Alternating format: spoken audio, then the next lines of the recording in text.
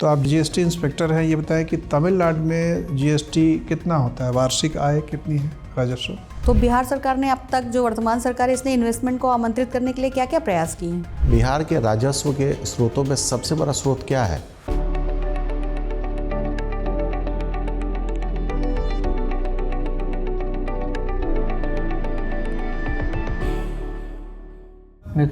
Come in.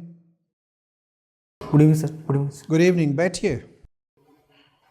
Thank you sir. अपना नाम बताए बिना परिचय दीजिए।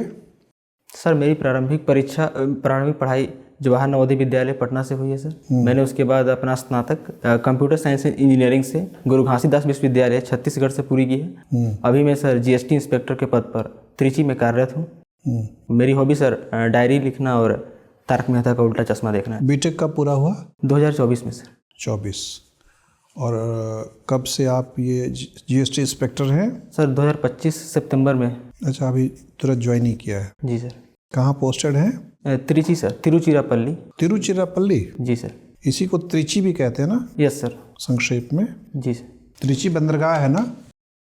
समुद्र के किनारे है? यस सर, समुद्र के किनारे मगर बंदरगाह नहीं है सर। बंदरगाह नहीं है? जी सर। ऐसा कैसे हो गया? समुद्र के किनारे इतने सालों पुराना शहर है, बंदरगाह नहीं बनाया? प्राकृतिक बंदरगाह नहीं है सर, और कृत्रिम रूप से सिर्फ चेन्नई पोर्ट को विकसित किया गया है सर अभी। त्रिची को इग्नोर कर यस दिया सर। है। त्रिची में एक तूतीकोरिन सर, एक उनके पास एक पोर्ट है सर, प्राकृतिक पोर्ट। मेजर पोर्ट है। जी सर। तो मद्रास मतलब तमिलनाडु में 3 मेजर पोर्ट है। कौन कौन से? सर 2 का नाम याद है सर। कौन कौन से? एक तो तूतीकोरिन है सर, और एक चेन्नई सर। और चेन्नई से ऊपर एन्नोर?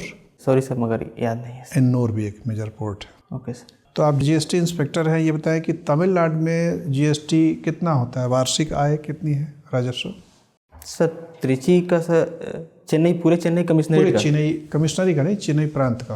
पूरे तमिलनाडु में सर सेंट्रल जीएसटी सर हमारे अंतर्गत आता है सर। उसमें सर 13,000 करोड़ है सर सेंट्रल जीएसटी, और स्टेट जीएसटी का सर डाटा याद नहीं है सर। क्यों? देखना पड़ेगा सर, इसको एग्जैक्ट डाटा याद नहीं है सर। अच्छा, अभी जीएसटी काउंसिल के अध्यक्ष कौन है?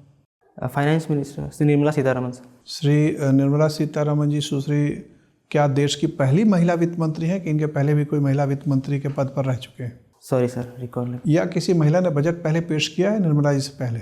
क्या श्रीमती इंदिरा गांधी ने ही खुद बजट पेश किया था कभी? प्रधानमंत्री के पास ही वित्त मंत्रालय का भी पोर्टफोलियो था। सर इतनी बिहार की एक महिला 50 और 60 के दशक में देश की पहली महिला उप वित्त मंत्री बनी थी। आप उन महिला का नाम बता सकते हैं?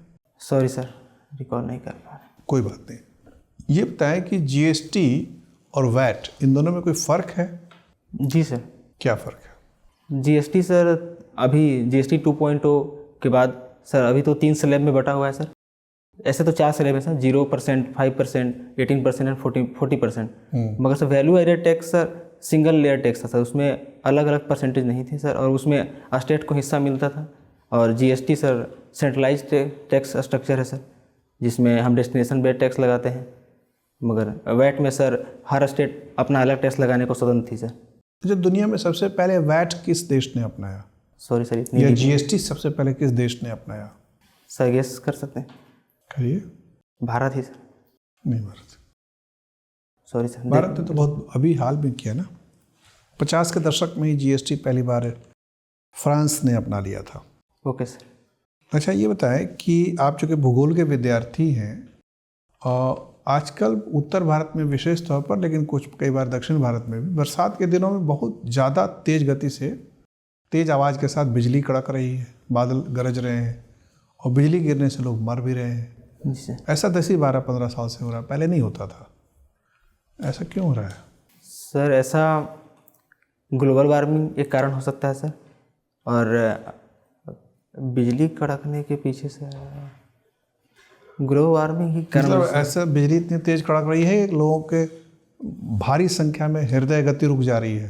अखबार में रिपोर्ट आता है कि बिजली कड़कने से 15,000 मुर्गियों का दिल बैठ गया, मर गई। सॉरी सर, इतनी डीप नॉलेज नहीं है सर। ये अखबार की बात है, कोई बात नहीं, ठीक है। अभी आप एक बहुत अच्छे पद पे चयनित हो चुके हैं, यस मैम। फिर क्यों उसको छोड़ के आप बिहार के प्रशासन में आना चाह रहे हैं? मैम इसके कई कारण हैं। पहला कारण मैम हमारा जो पद है मैम वो लेवल 7 का है, और बिहार में लेवल 7 और लेवल 9 के ही पद हैं बीपीएससी 17वीं में। और दूसरा मैम हमारा काम मोनोटोनस है, एडमिनिस्ट्रेटिव ऑफिसेस का काम डाइवर्स और लोगों से ज़्यादा जुड़ाव का होता है मैम। जीएसटी इंस्पेक्टर के पद पर मुझे उतनी डाइवर्सिटी नहीं मिलती है इस काम में। और तीसरा मैं बिहार के लिए कुछ कर सकती हूँ। ठीक है, लेकिन बिहार सिविल सर्विसेज भी सिर्फ एसडीएम और डीएसपी नहीं है, उसमें भी बहुत सारे ऐसे पद हैं जो मोनोटोनस होंगे। फिर आप क्या करेंगे, ज्वाइन करेंगे नहीं करेंगे? करेंगे मैम, क्योंकि जो भी ये हम सीधे सरकार के पार्ट रहेंगे मैम, और सरकार के योजनाओं को इम्प्लीमेंट करना। अभी आप सरकार के पार्ट नहीं है, या अभी आप जहाँ पे भी सेवा कर रहे हैं उससे बिहार की सेवा नहीं हो रही है? मैम इनडायरेक्ट तौर पे हो रही है, डायरेक्टली मैं बिहार से जुड़ा हुआ नहीं हूँ मैम। और फैमिली की वजह से भी मैम, क्योंकि वहाँ चेन्नई में माता पिता बुजुर्ग हैं तो वहाँ पे एडजस्ट करने में उनको दिक्कत होगी। अगर मैं बिहार में रहता हूँ तो एक साथ हम तो ये आपकी एक कमजोरी मानी जाए कि आप परिस्थितियों के साथ सामंजस्य नहीं बिठा पाते हैं? एक इतनी अच्छी नौकरी आपको मिली है जिसके लिए लोग परेशान रहते हैं, और आप अपने फैमिली रीजंस की वजह से उसको छोड़ के आना चाहते हैं? नहीं मैम, फैमिली रीजन मेरा चौथा या पांचवा कारण है मैम इस चीज़ में आने का। लेकिन सबसे प्रमुख कारणों में मैम बिहार से जुड़ना और जो प्रशासनिक सेवा में ही आना एकमात्र उद्देश्य था। मैं इसीलिए बिहार सर्विसेज में आना चाहता हूँ। ठीक है, आप मुझे ये बताइए, आपको डायरी लिखना पसंद है? डायरी लिखने में आपकी अभिरुचि कब से विकसित हुई? मैम 10th क्लास में एक हमारे स्टोरी थी ma'am, diary of young girl, ये अन्नी फ्रैंक की कहानी थी। उसके बाद डायरी पसंद आती थी, मगर लिखना 2019 में शुरू किया मैम। 2019 में लिखना शुरू किया है। 12th के बाद। तो आपने एक डायरी पढ़ी, उस डायरी में क्या है कुछ हमें भी बताइए। हम जैसे मैंने वो डायरी नहीं पढ़ी है तो बताइए आपने उसमें क्या पढ़ा? मैम एने फ्रैंक जब हिटलर का शासन हो चुका है मैम नीदरलैंड्स में, तो डचों पे ये यहूदी थी एने फ्रैंक, तो जो हॉलोकास्ट हुआ था हिटलर के समय उसका वृत्तांत उसमें बढ़िया से लिखा हुआ है मैम। आज भी मतलब वो बताती है कि हर दिन उनका कैसे गुजरता था, जब उन्हें बाथरूम से लेके खाने से लेके हर चीज़ की दिक्कतें होती थी, कैसे यहूदियों को मारा जाता था, वो पीला सितारा। ठीक है। और कुछ फेमस डायरीज के नाम पता है आपको? नहीं मैम, फेमस डायरीज तो नहीं पढ़ी। उसके बाद बस लिखने में ही रुचि बढ़ी मैम। उसके बाद आप अपनी लिखने लगे। तो जैसे आपने बताया कि उसमें उन्होंने अपनी पूरी कहानी लिखी है और उसको आपने पढ़ा, तो आप अपनी जो कहानी लिख रहे हैं उसको चाहते हैं कि कोई और पढ़े? यस मैम, इसीलिए तो लिखा है। इसीलिए लिख रहे हैं। तो उसकी जब बुक छपवाएंगे उसका क्या शीर्षक रखेंगे? बुक नहीं छपवाएंगे मैम, मगर खुद ही पढ़ें, फैमिली मेंबर खुद नहीं पढ़ें, सब लोग। जैसे उनकी डायरी तो सब लोग पढ़ रहे हैं, वो आपके रिश्तेदार तो थी नहीं ना, आपकी फैमिली की थी, आपने उनकी डायरी पढ़ी। तो आपकी डायरी सब लोग पढ़ें, उसके लिए तो उसको छपवाना पड़ेगा ना, पब्लिश करवाना पड़ेगा। तो आप चाहेंगे कि सब लोग पढ़ें या चाहेंगे कि ना पढ़ें? पढ़ सकते हैं मैम, उस तरीके की चीज़ें। तो मान लीजिए छपवा रहे हैं बुक, उसका क्या शीर्षक देंगे? Diary of a young boy. Diary of a young boy. अच्छा, आप हमेशा यंग बने रहना चाहते हैं? नहीं मैम, या सिर्फ युवावस्था तक डायरी लिखेंगे? युवावस्था में लिखना शुरू किया है मैम अभी, इसलिए अभी। ठीक है, बहुत बढ़िया। ये बताइए कि बिहार सरकार की जो है बहुत सारी योजनाएं हैं, चल रही हैं, बहुत सारे प्रयास कर रही है सरकार इन्वेस्टमेंट को आमंत्रित करने के लिए। तो बिहार सरकार ने अब तक, जो वर्तमान सरकार है, इसने इन्वेस्टमेंट को आमंत्रित करने के लिए क्या क्या प्रयास किए हैं? एक तो बिजनेस इनोवेशन समिट एक हुआ था मैम। कहाँ हुआ था? पटना में ही हुआ था मैम। और एक और का नाम मैं रिकॉल नहीं कर पा रहा हूँ मैम। 2 बड़े समिट बिहार सरकार ने आयोजन करवाए थे, जिसमें एक अडानी ग्रुप्स ने 57,000 करोड़ का निवेश करने की बात कही थी मैम। ठीक है। और कौन कौन इन्वेस्टर आए हैं बिहार में अब तक? टोटल कितना निवेश आया इन सब प्रयासों के बाद? सॉरी मैम, बस एक ही रिकॉल कर। अच्छा ठीक है। जैविक कॉरिडोर पता है आपको? यस मैम, नाम सुना है। क्या है? जैविक कॉरिडोर में एग्री कृषि रोड मैप 4 के अंतर्गत उसका एक पार्ट है मैम। और जैविक कॉरिडोर को हम परंपरागत कृषि, जहां हम केमिकल्स का अपना रिडक्शन कर रहे हैं मैम, उसमें कुछ जिले चिन्हित किए जा रहे हैं। कौन से जिले? बिहार में मैम एक तो औरंगाबाद है और दूसरा नाम मैं रिकॉल नहीं कर पा रहा हूँ, जहाँ पे एग्रीकल्चर जाएगी। हाँ यस मैम, वहाँ हब बनाए जाएंगे। ठीक, थैंक यू सर। अच्छा, दिसंबर के महीने में कितना रहा है जीएसटी का कलेक्शन? सर मुझे अपने कमिश्नरेट का पता है। नहीं, पूरे भारत का। सॉरी। अब इसमें मज़ेदार बात यह है कि जीएसटी में रेट कट हुए जी सर, लेकिन उसके बाद भी जीएसटी का जो कलेक्शन है दिसंबर के महीने का, वो तकरीबन पिछले दिसंबर के बराबर ही है। ऐसा क्यों हुआ? जीएसटी में रेट कट के कारण तो कलेक्शन गिरना चाहिए था। यस सर, इसमें सर कई कारण हो सकते हैं। एक तो एक GSTR 1 होता है सर, जो मंथली रिपोर्ट फाइल होती है। एक GSTR 3 भी होता है, जो क्वार्टरली फाइल होती है। तो हो सकता है कि उन्होंने क्वार्टरली जो पिछला डाटा हो सर, क्योंकि सितंबर से लागू किया है उन्होंने, तो सितंबर मतलब जो थर्ड क्वार्टर है उस क्वार्टर का डाटा शायद उन्होंने पहले फीड किया हो टैक्स पेयर ने। और दूसरा कारण हो सकता है सर कि इनपुट टैक्स क्रेडिट हमें कम देना पड़ा, या ये भी हो सकता है कि लोगों ने और जम के खरीदारी की होगी। जी सर, इसका तो नाम भी था बचत उत्सव, तो लोगों ने खरीदारी की सर, कंजम्पशन बढ़ा है, एक कारण ये भी है सर। जब जीएसटी लागू हो रहा था तो तमिलनाडु जैसे जो मैन्युफैक्चरिंग स्टेट्स हैं उनकी कुछ कंसर्न्स थी। जी सर। क्या कंसर्न थी उनकी जीएसटी के साथ? उनको ऐसा लग रहा था कि वो नुकसान में रहेंगे। एक तो है सर कि उनकी वैट कम लगेगी, वैट वो नहीं लगा सकते थे क्योंकि GST sir destination back tax है, तो जहाँ उसका कंजप्शन होगा उस स्टेट को उसकी हिस्सेदारी मिलेगी। और Tamil Nadu growing state, manufacturing state है सर, तो अच्छा ठीक है, अगर ऐसा ही था तो जो डेस्टिनेशन बेस्ड स्टेट्स हैं उनको फ़ायदा मिलना चाहिए था। जी सर। बिहार जैसे राज्यों को 13-14 करोड़ की पॉपुलेशन है, सो ज़्यादा कंजम्पशन तो यहाँ होना था, लेकिन बिहार तो जीएसटी के कलेक्शन में, स्टेट जीएसटी के कलेक्शन में तो टॉप 10 स्टेट्स में भी नहीं है। तो ऐसा कैसे हो गया? अपनी आबादी के अनुपात में कम से कम जीएसटी का कलेक्शन यहाँ से होना चाहिए था, वो भी नहीं हो पा रहा है। सर इसके कई कारण हो सकते हैं। एक तो सर प्रति व्यक्ति आय बिहार की कम है sir, GDP Bihar GSDP Bihar का कम है, तो लोगों के पास खर्च करने को उतने पैसे नहीं हैं जितना तमिलनाडु या गुजरात जैसे राज्य कर सकते हैं। और सर दूसरा, जो बिहार में सर जीएसटी रजिस्टर्ड भी कम है सर टैक्स, तो टैक्स पे रजिस्टर्ड नहीं होंगे तो फिर टैक्स कलेक्शन ऐसे भी कम आएगा। ठीक है, बिहार के राजस्व के स्रोतों में सबसे बड़ा स्रोत क्या है?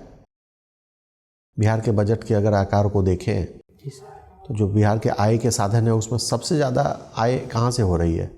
सरकार से प्राप्त रसीद सर, शायद 47% है सर, जितना मेरी सरकार में तो केंद्र सरकार से है ना। और बिहार के टैक्स, जो स्टेट गवर्नमेंट के अपने टैक्सेस होंगे, उनमें सबसे ज़्यादा कंट्रीब्यूशन किस टैक्स से हो रहा है? सर्विस टैक्स सर बिहार में। सर्विस टैक्स अभी बचा है सॉरी सर, जीएसटी के जाने के बाद भी। ठीक है, आप देखते हैं तारक मेहता का उल्टा चश्मा। जी सर। तो ये एक गुजराती, ऐसा लगता है कि अहमदाबाद वगैरह के परिवार की कहानी है। Yes sir. बिहार के समाज को समझने के लिए अगर मुझे आप कोई सीरियल सजेस्ट करेंगे तो कौन सा होगा? अफसर बिटिया सर। क्या? अफसर बिटिया। अफसर बिटिया, ठीक है। क्या थीम है इसकी? अफसर बिटिया सर एक ग्रामीण परिवेश की लड़की है सर, हाँ। जिसका शुरुआती लक्ष्य रहता है कि वो बीपीएससी की परीक्षा पास करे सर। हाँ। मगर बीच में ही उसकी आर्थिक ज़रूरतें इस तरीके से हो जाती है कि उसके पिता को उसकी शादी करनी पड़ती है बड़े घर में। हालांकि दोनों प्रेम में रहते हैं सर, उसका छोटा बेटा, मगर उनके संघर्ष की कहानी है। ठीक है, आपने तमिलनाडु को बड़ा करीब से देखा होगा। तमिलनाडु मॉडल ऑफ ग्रोथ जो है उसकी कुछ खास बात बताइए, और बिहार उसे क्या सीख सकता है? सर सबसे बड़ी सीख तो मैन्युफैक्चरिंग इंडस्ट्री बढ़ा सकता है बिहार, और सर्विस सेक्टर को बढ़ने का मौका दें। तमिलनाडु में निवेश बिहार के मुकाबले 4 से 5 गुना ज़्यादा है सर। हाँ। और अपने सीमित संसाधनों का भी बढ़िया तरीके से इस्तेमाल सर, जैसे 3 उनके पास पोर्ट हैं सर। हाँ। बिहार लैंड लॉक होते हुए इस बार ड्राई पोर्ट सर बिहटा में शुरू किया गया है, तो इस तरीके की इनिशिएटिव बिहार सरकार भी अडॉप्ट कर रही है। ठीक है, ठीक है, आपका इंटरव्यू हो गया, आप जा सकते हैं। Thank you sir.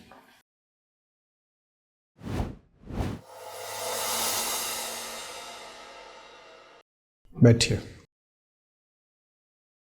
ठीक लग रहा है कुल मिला के आपका परफॉर्मेंस, आत्मविश्वास के साथ बातचीत कर रहे हैं, नॉलेज भी काफ़ी कुछ है, लेकिन वक्त भी आपके पास, जो नॉलेज गैप है उसको आप पूरा कर सकते हैं। जी सर। शैक्षिक पृष्ठभूमि भी अच्छी है, ये सब देख के भी लोग प्रभावित होंगे। ऑलरेडी एक सेंट्रल गवर्नमेंट के नौकरी में आप हैं, तो आपने अपने आप को साबित कर रखा है हर स्टेज पर, तो उस लिहाज से आश्वस्त हुए कि उनको रिस्क कम लगेगा आपको प्रशासक बिहार में बनाने में। छोटी मोटी जो चीज़ें हैं कि बैठने की भंगिमा थोड़ा सा सुधार सकते हैं, एकदम से ऐसे झुक के बैठे हुए हैं, ऐसे शरीर सीधा रखें। अंदाज नहीं लगा सर कि मैं हाँ, तो अंदाज लेके बैठिएगा और ऐसे सीधा रखिएगा, थोड़ा सा रीढ़ की हड्डी सीधी रहे। 15 मिनट की बात है, बाकी ठीक है। दाढ़ी वाड़ी तो बना ही लीजिएगा उस दिन ना। जी सर। और जीएसटी वगैरह, चूँकि आप जीएसटी इंस्पेक्टर हैं, तो हालांकि 3 ही 4 महीने अभी आपके हुए हैं, फिर भी पीछे का सारा स्कीम LK झा कमेटी बनी थी 1970s में, उन्होंने सबसे पहले इसकी सिफारिश की थी। 86 में मॉडवेट स्कीम आया था, फिर आगे वो आपके वेबसाइट पर सब कहानी लिखी हुई है। Yes sir. वो पढ़ लीजिएगा। इनकम टैक्स भी पूछ सकते हैं, नया इनकम टैक्स बिल आया है। जी सर। 61 वाले को रिप्लेस करने के लिए। डायरेक्ट टैक्स कोड के बारे में पूछ सकते हैं आपसे, fiscal policy, FRBM act, yes ये सब आप ही के डोमेन से रिलेटेड है। तो पता नहीं किधर उनका रुझान जाएगा। बिहार का GST का आंकड़ा 2-3 साल का देख लीजिएगा। और बिहार के जो रिसोर्सेज हैं कि सेंट्रल गवर्नमेंट के टैक्स में कितना शेयर मिलता है, अपना इंटरनल रिसोर्स से कितना कलेक्शन होता है। यस बजट कहने का अर्थ है कि वेबसाइट पे बिहार का सर्वे भी उपलब्ध है और बिहार का बजट भी उपलब्ध है। चूँकि 2 महीना है तो करिएगा क्या, अभी तो फिर त्रिची चले जाइएगा। यस सर, या डॉक्यूमेंट वेरिफिकेशन के आए थे? यस सर, कल है डॉक्यूमेंट वेरिफिकेशन, उसके अच्छा, बाद तो कल ट्रेन पकड़ लीजिएगा परसों, परसों। फिर आइएगा उधर से जब डेट आएगा तब। यस सर, ठीक है, तैयारी में कोई खास चिंता का विषय नहीं है। वहीं बैठे बैठे अपना वेबसाइट स्टडी करते रहिएगा। Survey, tourist circuit, government of Bihar के जो नए प्रोग्राम से स्कीम आ रहे हैं, ACZ वाला आ रहा है, इंटीग्रेटेड मैन्युफैक्चरिंग क्लस्टर है, एग्रीकल्चर के लिए कृषि रोड मैप 4 है, ये सब देखते रहिए। बाकी आर्टिकुलेशन सही है, आप पढ़ेंगे तो बता ही देंगे। यस ठीक है, तो हमें कोई खास चिंता नज़र नहीं आ रही है। आपको ठीक ठाक नंबर आ जाएंगे ऐसे भी। यस आपको कुछ पूछना हो तो पूछिए। सर, वो नमस्ते किया जाए सर, या प्रणाम सर, या गुड मॉर्निंग सर? दोनों ठीक है, तीनों ठीक है, जो अच्छा लगे करिए। आप लोग क्या उसके लेकर कोई भी प्रेफरेंस नहीं है। फिर भी सर कोई एक चुनना हो तो सर गुड मॉर्निंग को ही रखें, या फिर बात हिंदी में करनी है कि अंग्रेजी में करनी है? BPSC का इंटरव्यू तो हिंदी में ही होगा सर। हिंदी में ही होता है। नमस्ते करिए, अच्छा है, नमस्ते एक अच्छा शब्द है, ओके सर। उच्चारण करने में आसानी है जी सर। प्रणाम के मुकाबले। यस सर, नमस्ते सर कहना सर। और कोई सजेशन मैम? बढ़िया है, बढ़िया, चिंता कुछ करनी नहीं, अच्छा नंबर आएगा। Thank you sir. All the best. Thank you sir. Thank you ma'am. अब एग्जाम की तैयारी को और बेहतर करने के लिए हमारे चैनल को लाइक, शेयर और सब्सक्राइब करना ना भूलें।